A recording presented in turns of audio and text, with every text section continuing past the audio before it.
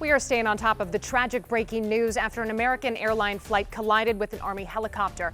Thanks for joining us. I'm Simone D'Alba. President Donald Trump getting ready to speak and give us an update. Let's go ahead and listen in.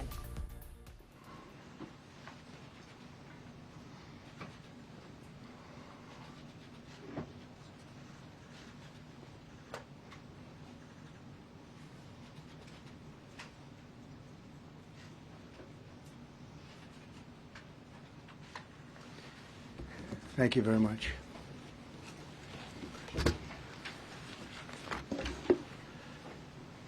I speak to you this morning in an hour of anguish for our nation. Just before 9 p.m. last night, an American Airlines regional jet carrying 60 passengers and 4 crew collided with an Army Black Hawk helicopter carrying 3 military service members over the Potomac River in Washington, D.C., while on final approach to Reagan National Airport. Both aircraft crashed instantly and were immediately submerged into the icy waters of the Potomac. Real tragedy. The massive search and rescue mission was underway throughout the night, leveraging every asset at our disposal, and I have to say the local, state, federal, military, including the United States Coast Guard in particular, they've done a phenomenal job. So quick, so fast, it was mobilized immediately. The work has now shifted to a recovery mission. Sadly, there are no survivors. This was a dark and excruciating night in our nation's capital and in our nation's history, and a tragedy of terrible proportions. As one nation, we grieve for every precious soul that has been taken from us so suddenly, and we are a country of we are in mourning.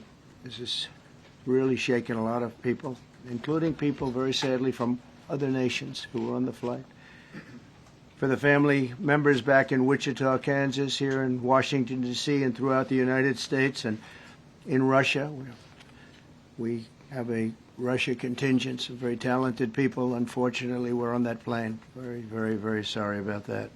Whose loved ones were aboard the passenger jet. We can only begin to imagine the agony that you're all feeling. Nothing worse.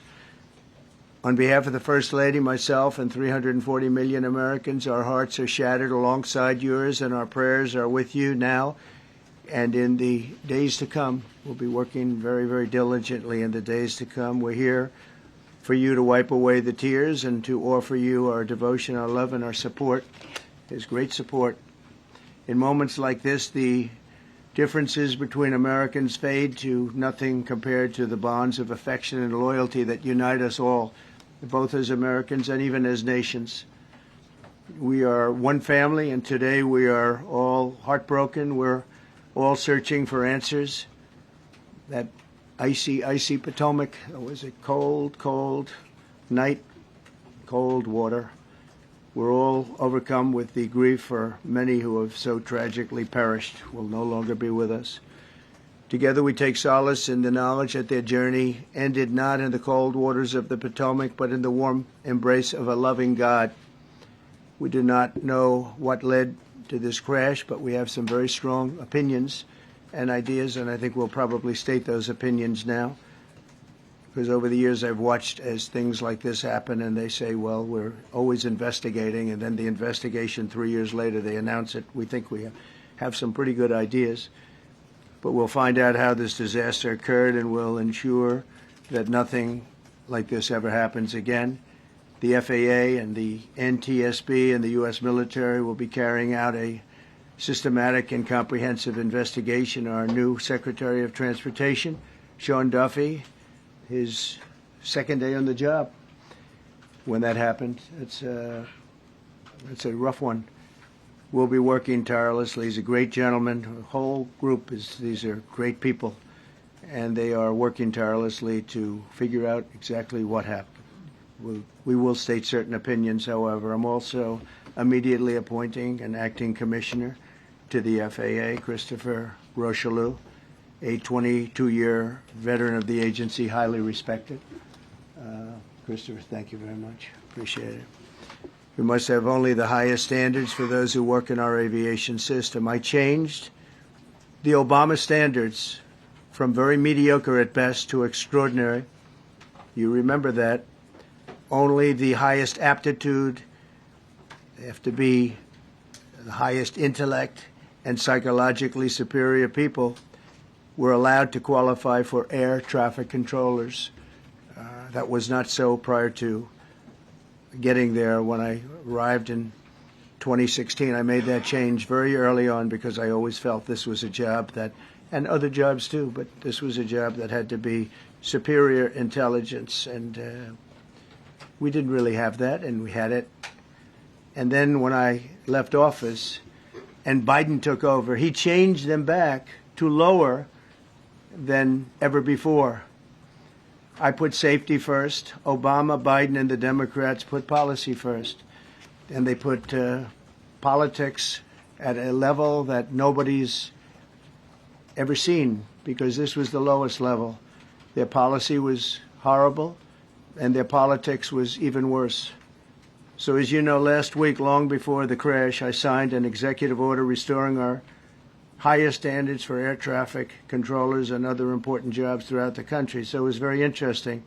About a week ago, almost upon entering office, I signed something last week that was an executive order, very powerful, on restoring the highest standards of air traffic controllers and others, by the way.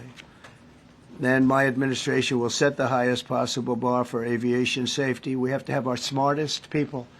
It doesn't matter what they look like, how they speak, who they are. It matters intellect, talent, the word talent. They have to be talented, naturally talented geniuses. You can't have regular people doing that job. They won't be able to do it.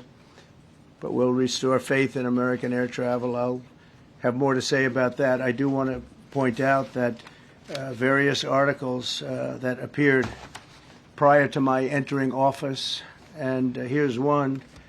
The FAA's diversity push includes focus on hiring people with severe intellectual and psychiatric disabilities.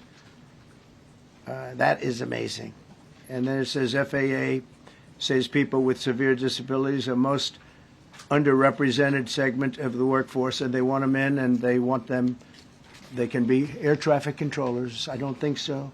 This was in January 14th, so that was a week before I entered office. They put a big push to put diversity into the FAA's program. Then another article, the Federal Aviation Administration, this was before I got to office, recently, second term.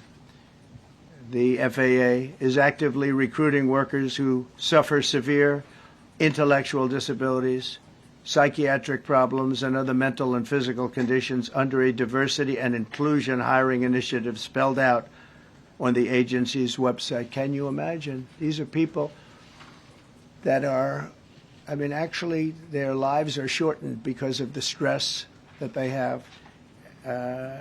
Brilliant people have to be in those positions, and their lives are actually shortened, very substantially shortened, because of the stress, where you have many, many planes coming into one target, and you need a very special talent and a very special genius to be able to do it. Targeted disabilities are those disabilities that the federal government, as a matter of policy, has identified for special emphasis in recruitment and hiring.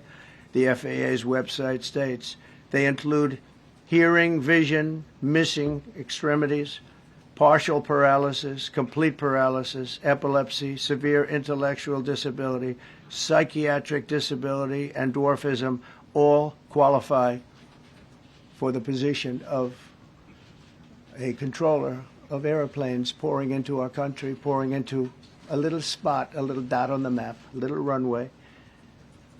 The initiative is part of the FAA's diversity and inclusion hiring plan. Think of that. The initiative is part of the FAA's diversity and inclusion hiring plan, which says diversity is integral to achieving FAA's mission of ensuring safe and efficient travel. I don't think so. I think it's just the opposite. The FAA website shows that the agency's guidance on diversity hiring were last updated on March 23rd of 22. They wanted to make it even more so. And then I came in, and I assume maybe this is the reason. The FAA, which is overseen by Secretary Pete Buttigieg, a real winner. That guy's a real winner. Do you know how badly everything's run since he's run this Department of Transportation? He's a disaster. He was a disaster as a mayor. He ran his city into the ground, and he's a disaster now. He's just got a good line of bullshit. The Department of Transportation, his government agency charged with regulating civil aviation. Well, he runs it, 45,000 people, and he's run it right into the ground with his diversity. So I had to say that it's terrible. Then it's a group within the FAA, another story, determined that the workforce was too white, that they had concerted efforts to get the administration to change that and to change it immediately. This was in the Obama administration just prior to my getting there. And we took care of African Americans, Hispanic Americans. We took care of everybody at levels that nobody's ever seen before. It's one of the reasons I won. But they actually came out with a directive, too white. And we want the people that are competent. But now we mourn and we pray, and would like to ask all Americans to join me in a moment of silence as we ask God to watch over those who have lost their lives and bring comfort to the loved ones. And I just want to say God bless everyone in this room. This has been a terrible, very short period of time. We'll get to the bottom of it. So we all saw the same thing. We've seen it many times. I've had the honor of hearing tapes. Tapes are scary, very scary tapes. You had a airliner coming in, American Airlines. He was doing everything right. He was on track. He was the same track as everybody else that came in. It's probably the same track as they've had for 25 years or more. He's coming in the path. And for some reason, he had a helicopter that was at the same height, obviously when they hit, but pretty much the same height, and going at an angle that was unbelievably bad. When the air traffic controller said, "Do you see?" He was talking about, "Do you see him?" But there was very little time left when that was stated.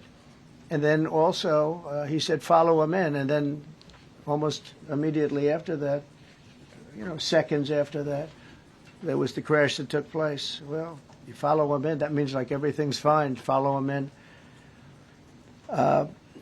You had a pilot problem from the standpoint of the helicopter. I mean, because it was visual. It was a very clear night. It was cold but clear, and clear as you could be. The American Airlines plane had lights blazing. They had all of their landing lights on. I could see it from the Kennedy Center tape. We had a tape up on the Kennedy Center. That seems to be the primary thus far. I'm sure we'll see other tapes because it's such an area where there are a lot of cameras looking up into the air, into space. So we'll probably see many other shots of it before too much time goes by. But we had a situation where you had a helicopter that had the ability to stop. I have helicopters. You can stop a helicopter very quickly. It had the ability to go up or down. It had the ability to turn. And the turn it made was not the correct turn, obviously. It did somewhat the opposite of what it was told. We don't know that would have been the difference because the timing was so tight. It was so little. There was so little time to think. But what you did have is you had vision. The helicopter had vision of the plane because you had vision of it all the way, perfect vision of it all the way from at Kennedy Center where the tape was taken. And for some reason, there weren't adjustments made. Again, you could have slowed down the helicopter substantially. You could have stopped the helicopter. You could have gone up. You could have gone down. You could have gone straight up, straight down. You could have turned. You could have done a million different maneuvers. For some reason, it just kept going and then made a slight turn at the very end, and by that time it was too late.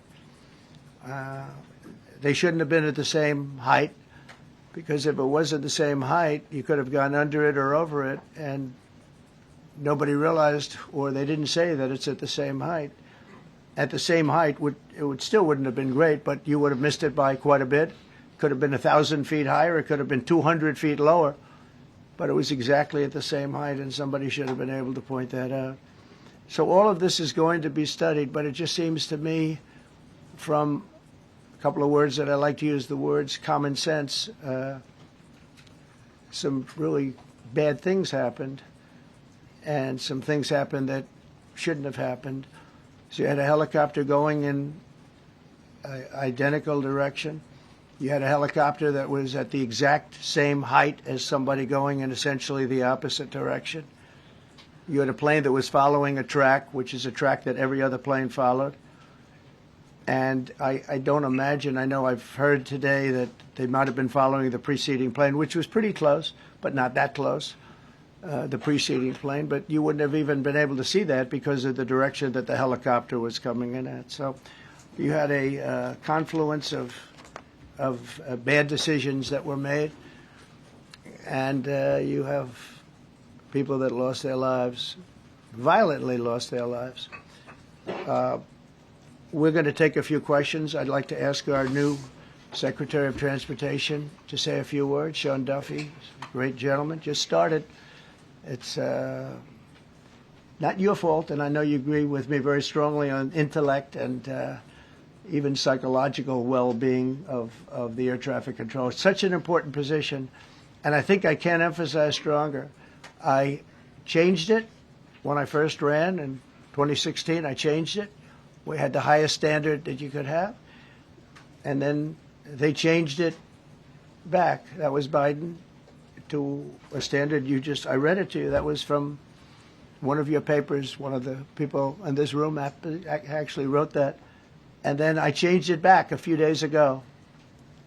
And unfortunately, that was, we'll see.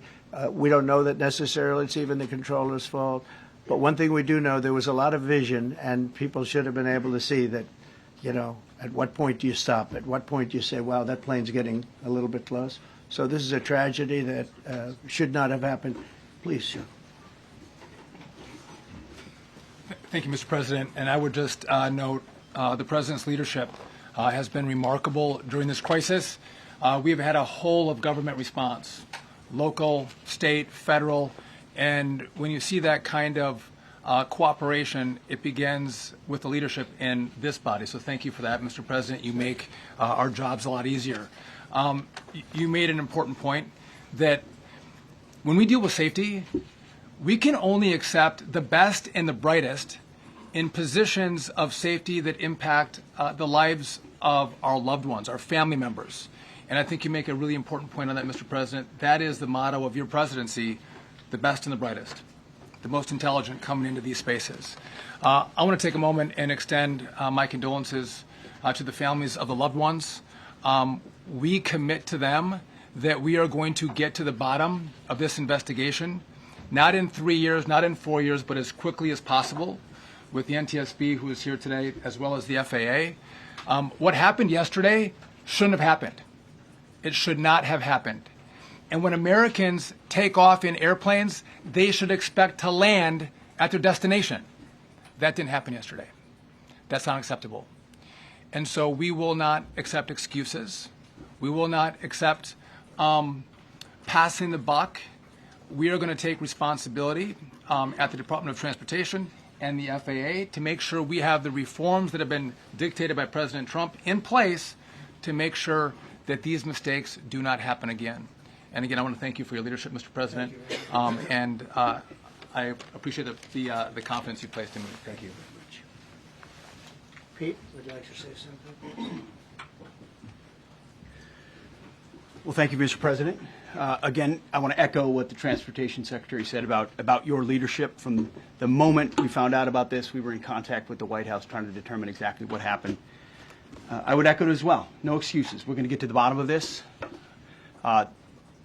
we first and foremost from the Defense Department want to pass our condolences to the 64 souls and their families that were affected by this.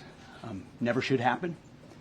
And certainly the 3 service members, the 3 soldiers, a young captain, staff sergeant, and CW2, Chief Warrant Officer, on a routine annual retraining of night flights on a standard corridor for a continuity of government mission. The military does dangerous things. It does routine things on the regular basis. Tragically, last night, a mistake was made. And I think the president is right. There was some sort of an elevation issue that we have immediately begun investigating at the DOD and Army level. Army CID is on the ground investigating. Top-tier aviation assets inside the DOD are investigating, sir, to get to the bottom of it so that it does not happen again, because it's absolutely unacceptable. But I want to echo what the Transportation Secretary and you, Mr. President, said, because it pertains to the DOD as well. We will have the best and brightest in every position possible. As you said in your inaugural, it is colorblind and merit-based. The best leaders possible, whether it's flying Black Hawks and flying airplanes, leading platoons, or in government. The era of DEI is gone at the Defense Department, and we need the best and brightest, whether it's in our air traffic control, or whether it's in our generals, or whether it's throughout government. So thank you for your leadership and courage on that, sir, and we'll stand by you on it. Thank you. Very much. JD, please. Well, thank you, Mr. President, for your leadership. I just want to reemphasize something the President said, and you've heard from the Secretary of Transportation and of Defense. There really was a whole of government response. We were all on the phone. We were all communicating yesterday, trying to get to the bottom of this immediately, but also try to communicate with the American people about what happened. Something the President said that I think bears reemphasizing, which is that when you don't have the best standards in who you're hiring, it means, on the one hand, you're not getting the best people in government, but on the other hand, it puts stresses on the people who are already there. And I think that is a core part of what President Trump is going to bring and has already brought to Washington, D.C., is we want to hire the best people because we want the best people at air traffic control, and we want to make sure we have enough people at air traffic control who are actually competent to do the job. If you go back to just some of the headlines over the past 10 years, you have many hundreds of people suing the government because they would like to be air traffic controllers, but they were turned away because of the color of their skin. That policy ends under Donald Trump's leadership because safety is the first priority of our aviation industry. Thank you, Mr. President. Mr. President, on DEI and the claims that you've made, are you saying this crash was somehow caused and the result of diversity hiring? And what evidence have you seen to support these claims? It just could have been. We have a high standard. We've had a much higher standard than anybody else. And there are things where you have to go by brain power. You have to go by psychological quality. And psychological quality is a very important element of it. These are various very powerful tests that we put to use, and they were terminated by Biden. And Biden went by a standard that's the exact opposite. So we don't know, but we do know that you had 2 planes at the same level. You had a helicopter and a plane. That shouldn't have happened. And we'll see. We're going to look into that, and we're going to see. But certainly for an air traffic controller, we want the brightest, the smartest, the sharpest. We want somebody that's psychologically superior, and that's what we're going to have. Yeah. Mr. President. Yeah, please, go ahead. Mr. President, you mentioned at the top of the briefing that there were several Russian nationals on the flight. Yes. Will the U.S. government be willing to facilitate the transfer of their remains, considering the fact there is no direct air travel between the 2 countries? We've already been in contact with Russia, and the answer is yes, we will facilitate. Yes. Please, go ahead. Thank you, Mr. President. The situation in the Democratic Republic of the Congo is getting worse, even though President John Lorenzo has been mediating the conflict between Rwanda and the Democratic Republic of the Congo because he wants to bring peace and stability.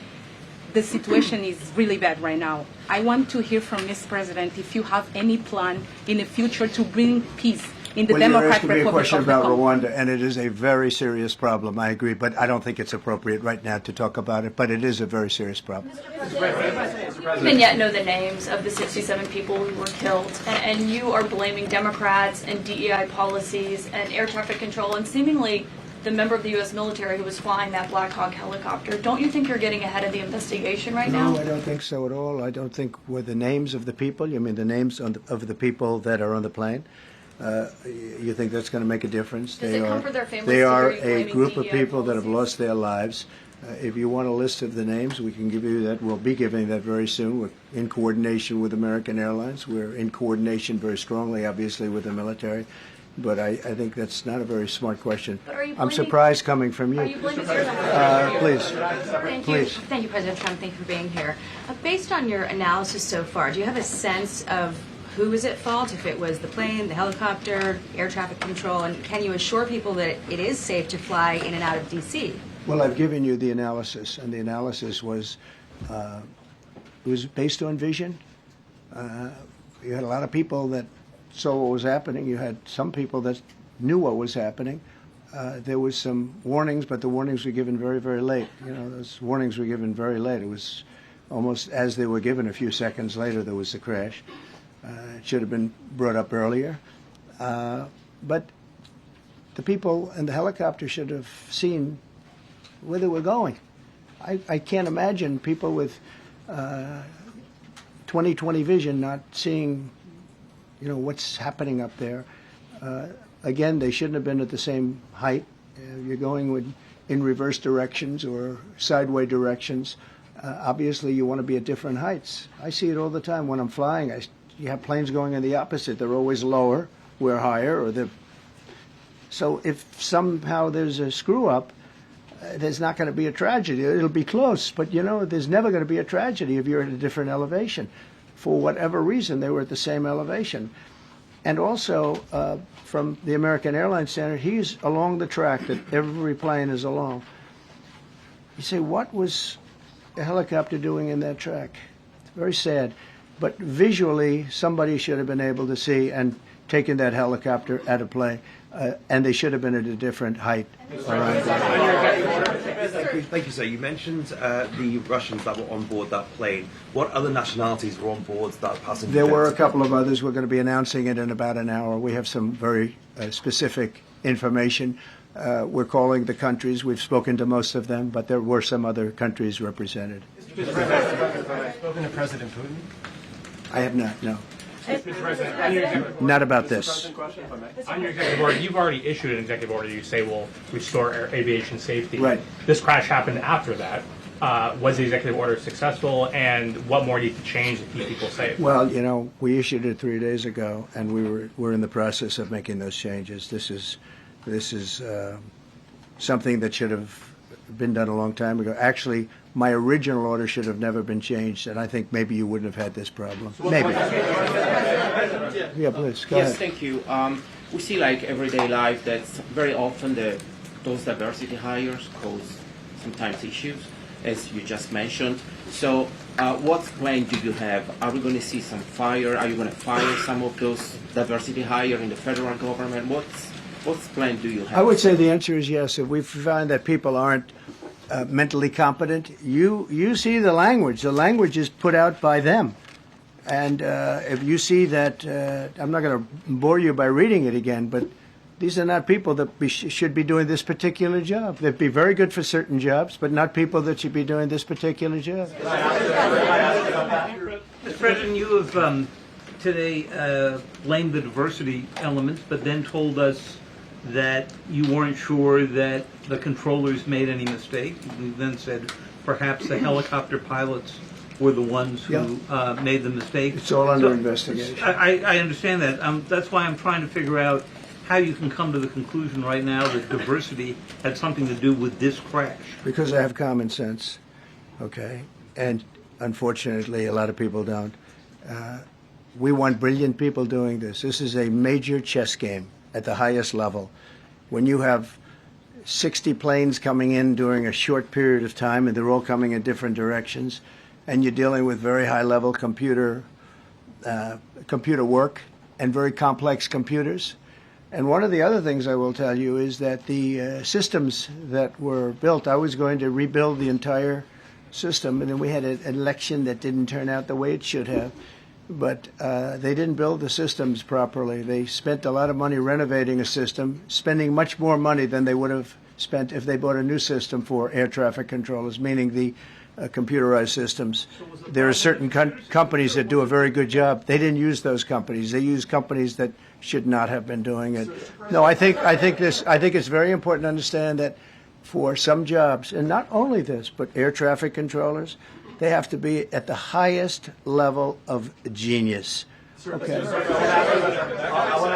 I want to ask you about the ice skaters in a moment because the U.S. Ice Skating Committee was affected. But first, if I can, the cited FAA text that you read is real, but the implication that this policy is new or that it stems from efforts that began under President Biden or the Transportation Secretary Pete Buttigieg is demonstrably false. It's been on the FAA's Who said website. That, you? No, it's on the website, the FAA's website. It was there in 2013. It was there for the entirety. What I read. It was there for the entirety of your administration too. So my question is, why didn't you change the policy during your first administration? I did change it. I changed the Obama policy, and we had a very good policy. And then Biden came in, and he changed it. And then when I came in 3 days ago, I signed a new order bringing it to the highest level of intelligence. Okay. It was on the website. Please. Quiet. Thank you, Mr. Welcome President. back to the. I'm sorry. You mentioned that a vision was probably the problem that was at issue in this crash.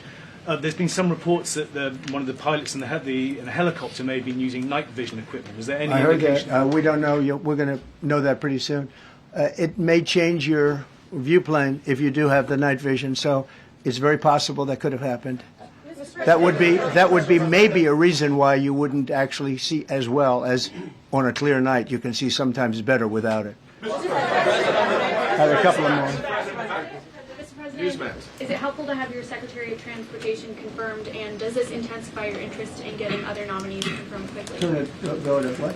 Is it helpful to have your Secretary of Transportation confirmed, and does this intensify your interest in getting other nominees confirmed quickly as well? Well, sure. We want fast confirmations. And the Democrats, as you know, are doing everything they can to delay them. They've taken too long. We're struggling to get very good people that everybody knows are going to be confirmed, but we're struggling to get them out faster. We want them out faster. It's a good question, actually. We've been pushing Sean. Everyone knows Sean for a long time. He got many, many Democrat votes, but they want to take as long as they can. They ask questions like some of the questions that Peter would ask that were totally irrelevant and not very good questions, but they want to just keep it going. They want to keep it going as long as possible. I was very honored, actually, that you got so many Democrat votes. That was really good. That was really good.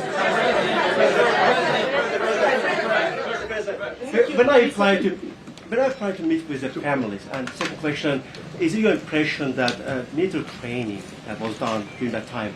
The what? The training that the helicopter was involved in.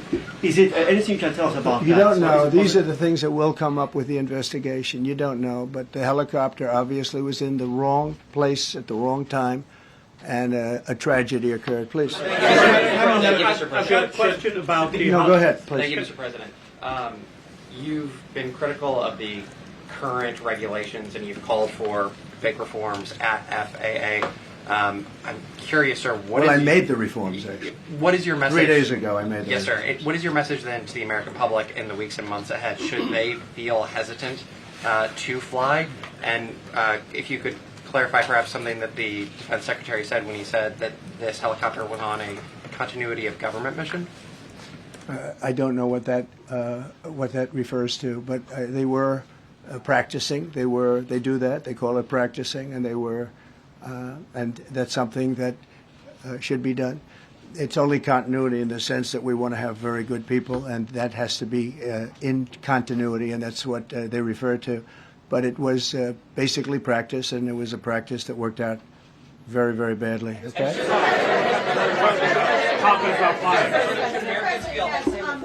On his question, the first question, should people be hesitant to fly right now? No, not at all. I've not hesitated to fly. This is something that it's been many years that something like this has happened, and the collision is just something that we don't expect ever to happen again. We are going to have the highest level people. We've already hired some of the people that you've already hired for that position long before we knew about this. I mean, long before. From the time I came in, we started going out and getting the best people, because I said it's not it's not appropriate what they're doing. I think it's a tremendous mistake. You know, they like to do things and they like to take them too far, and this is sometimes what ends up happening. Now, with that, I'm not blaming the controller. I'm saying there are things that you could question, like the height of the helicopter, the height of the plane being at the same level and going in opposite directions. It's not a positive. But no, we're already hiring people. No, flying is very safe. We have the safest flying anywhere in the world, and we'll keep it that way. Thank you all very much. Thank you very much, everybody.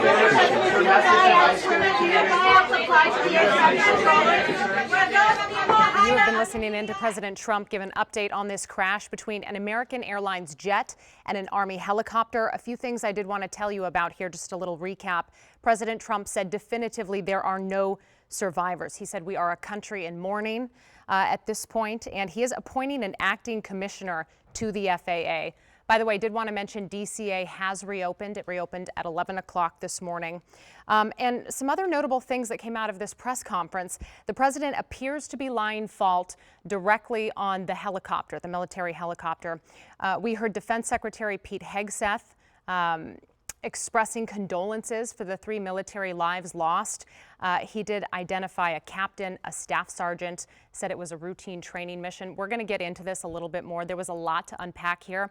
We'll have more on the ongoing investigation and what we know so far about some of the victims. That's coming up on the news at noon.